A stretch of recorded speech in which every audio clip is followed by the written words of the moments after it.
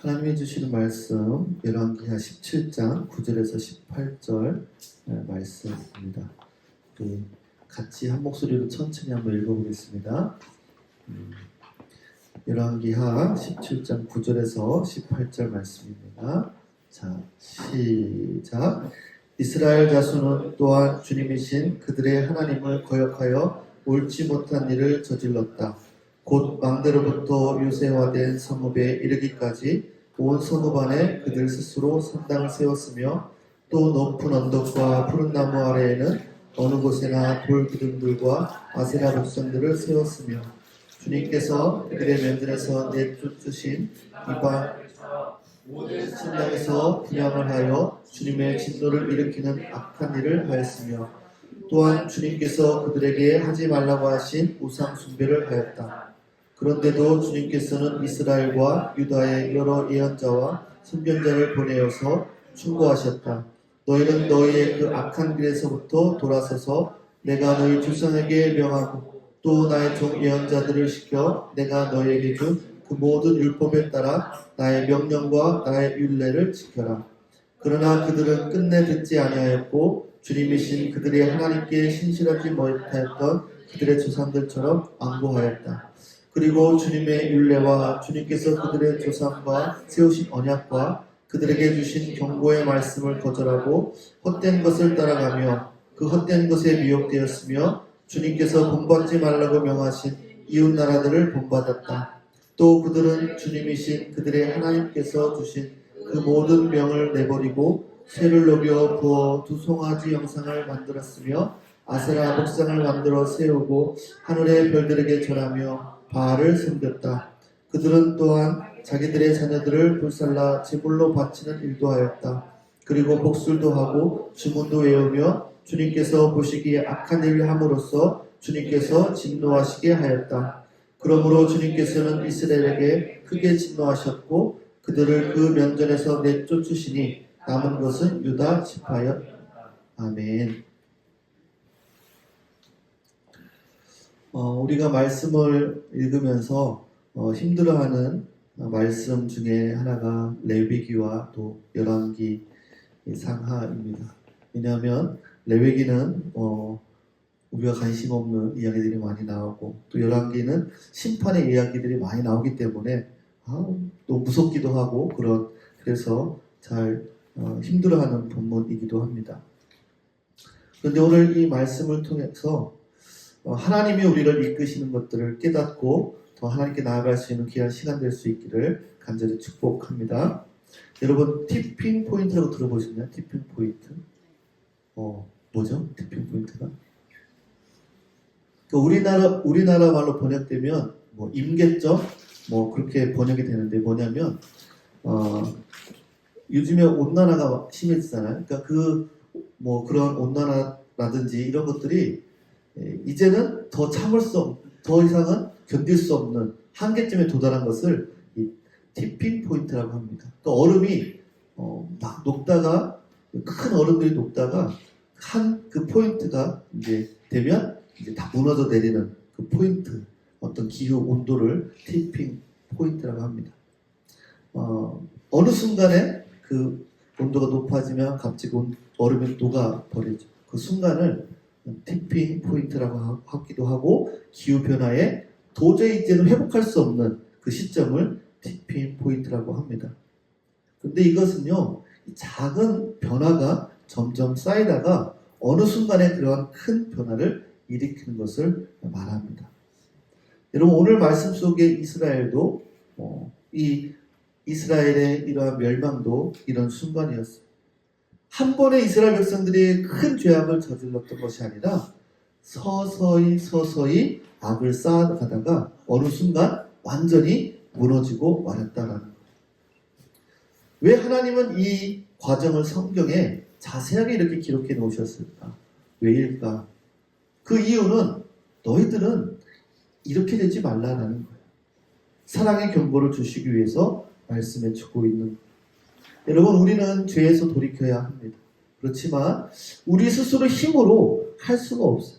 그런데 하나님 말씀은 우리에게 좋은 소식을 전합니다. 뭐냐면 하나님께서 우리를 이끄시고 인도하시며 끝까지 포기하지 않으신다는 사실입니다. 오늘 읽은 본문 말씀은요, 이 북이스라엘의 멸망 과정을 설명하는 중요한 본문입니다. 이 열왕기하는 이스라엘과 유다 왕국의 역사를 기록한 책이죠. 하나님의 명령을 어긴 왕들과 백성들의 행위가 어떻게 멸망의 길로 가고 있는지를 보여줍니다. 특별히 이 열왕기하 17장은요, 이 북이스라엘이 아시리아에 멸망하는 그런 과정, 이유들을 우리에게 보여주고 있습니다. 오늘 읽은 본문 말씀 중에 몇 가지 중요한 단어들이 있는데, 이 불순종하여라는 단어가 있어요. 불순종하여.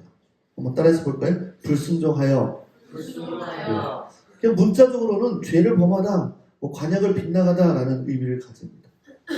그런데 이스라엘 백성은요, 하나님께서 정해주신 기준을 어기고 우상을 섬기는 길로 나갔다라는 것을 이 말씀을 통해서 보여주고 있는 거예요.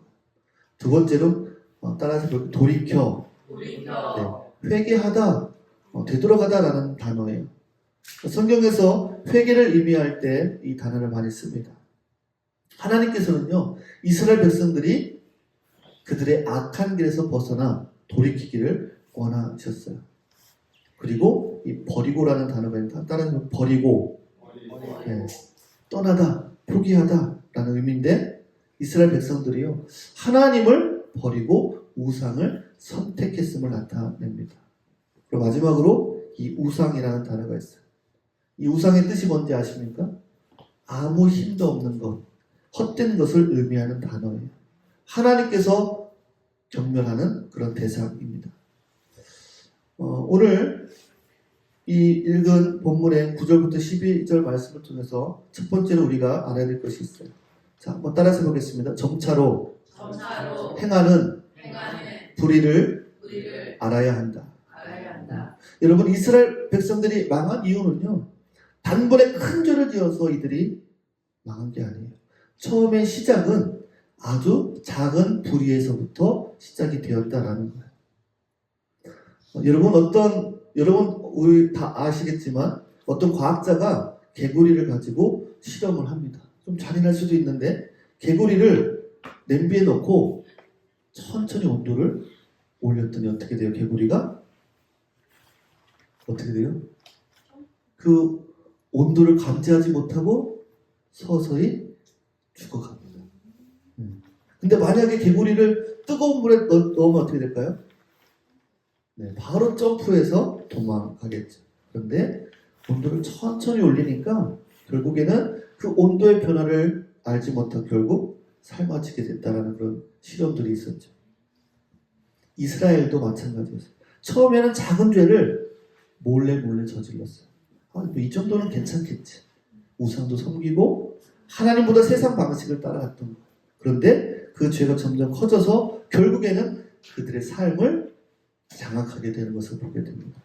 우리도 마찬가지. 우리도 처음에는 작은 거짓말을 시작합니다. 이 정도는 뭐 거짓말해도 되겠지. 작은 욕심, 작은 원망에서 시작하는 거, 작은 불평에서 시작합니다. 이 정도는 누구나 다 할 수 있는 거잖아. 다들 이렇게 살아. 하지만 그런 작은 것들이 쌓이면서 우리의 신앙도 점점 어떻게 해요? 식어져 가는 거예요. 내가 식어져 가는지 모르게 식어져 가는 거예요. 연필 우리 학생들은 많이 쓰잖아요. 자, 연필을 깎을 때 뭘로 깎아요? 네, 이랑이. 맞아요. 연필 깎기로 깎아요. 네. 목사님은 옛날에 칼로 깎았어요. 연필 깎기가 없었나 봐요. 근데 연필을 깎으면서 어떤 아이가 연필을 이렇게 깎으면서 아빠한테 물어봤어요. 아빠, 왜 연필이 이렇게 자꾸 작아져? 물어봤어요. 왜 작아질까요, 연필이? 자, 연필이 작아지는 이유 왜 작아질까요? 겨울이 맞았어. 계속 깎으니까 계속 작아지는 거야. 근데 이 아이는 연필을 깎으면서 작아지는 이유를 물어본 거예요. 아빠가 뭐랬냐면, 야, 네가 맨날 깎으니까 작아지는 거야. 근데 죄도 마찬가지다라는 거예요. 처음에는 작은 것 같이 여겨졌지만요, 점점 커진다라는 거예요.